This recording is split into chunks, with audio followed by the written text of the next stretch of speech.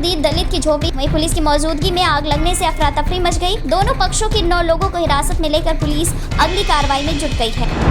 Allahabad high court का बड़ा आदेश। 15 साल से ज्यादा उम्र की पत्नी से शारीरिक संबंध बनाना रेप नहीं। वहीं सुनवाई के बाद कोर्ट ने ये भी कहा कि धारा 375 में कई संशोधन किए गए हैं। नीतीश मिश्रा ने दावा किया है कि उत्तर प्रदेश में बीएसपी बहुमत से सरकार बनाएगी। ब्राह्मण समाज हमारे साथ आ रहा। दिल्ली के स्वास्थ्य मंत्री सत्येंद्र जैन ने कहा, सरकार कोविड-19 की संभावित तीसरी लहर में बुरी से बुरी स्थिति के मद्देनजर तैयारी कर रही है और कोविड-19 के मरीजों के लिए 37,000 बेड्स की व्यवस्था भी कर रही है। हिमाचल प्रदेश में कांग्रेस पार्टी के एक विधायक ने कहा है कि उन्हें प्रतिबंधित खालिस्तानी संगठन सिर्फ फॉर जस्टिस ने फोन पर धमकी दी है कि 15 अगस्त पर किसी को झंडा फहराने नहीं देंगे, घर के अंदर ही रहे लोग। आज पटना जिले में मेगा वैक्सीनेशन कार्यक्रम का आयोजन किया जाएगा। राजधानी में 1.5 लाख लोगों को टीका देने का लक्ष्य निर्धारित किया गया है। दिल्ली सरकार ने साफ कर दिया है कि अगर संक्रमण की दर फिर से 5% हो जाती है तो तत्काल दिल्ली में लॉकडाउन लगाया जाएगा। अगस्त में लगातार बढ़ रहे हैं कोरोना के नए केस। कल के मुकाबले 4% बढ़ोतरी के साथ आए हैं करीब 45,000 से ज्यादा मामले। वहीं अमेरिका के बाद भारत में ही सबसे ज्यादा संक्रमण का प्रकोप फैला है। हिमाचल कैबिनेट की बैठक 10 अगस्त को होगी, जिसमें राज्य में कोविड-19 को देखते हुए कुछ प्रतिबंधों को भी बढ़ाया जाएगा ताकि इन केसों को नियंत्रित किया जा सके। राजस्थान के बैराज से छोड़ा गया 18 लाख क्यूसेक पानी। प्रयागराज में गंगा यमुना भी उफान पर है। मुंबई में 56,000 लोक कलाकारों की आर्थिक मदद करेगी अब ठाकरे सरकार। सबको मिलेंगे 5,000 रुपए। धर्मांतरण विरोधी कानून पर हाई कोर्ट का गुजरात सरकार को नोटिस। पूछा, पहले जेल भेजेंगे या फिर जांचेंगे कि शादी कैसे हुई। आपको बता दें, इस मामले में अगली सुनवाई 17 अगस्त को होगी। शिवसेना का केंद्र पर हमला। मराठा आरक्षण को उलझाए रखना चाहती है मोदी सरकार।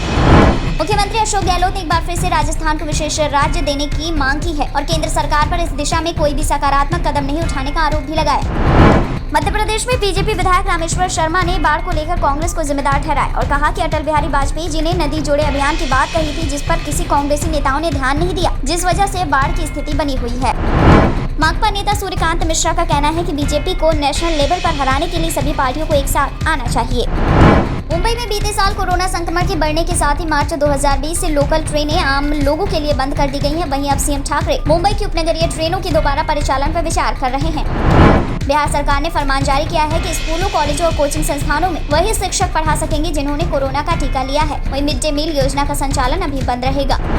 झारखंड कैबिनेट ने बड़ा फैसला लिया है। नियुक्ति नियमावली को मिली मंजूरी। राज्य से 10वीं 12वीं करने पर भी मिलेगी नौकरी। इसके तहत अब अभ्यर्थियों को झारखंड के स्थानीय रीति रिवाज, भाषा एवं परिवेश का ज्ञान होना अनिवार्य कर दिया गया है। आरबीआई ने एक बार फिर रेपो रेट को स्थिर रखा है। रेपो रेट 4% पर स्थिर है। इसका मतलब ये हुआ कि आपकी बैंक की ईएमआई नहीं घटेगी।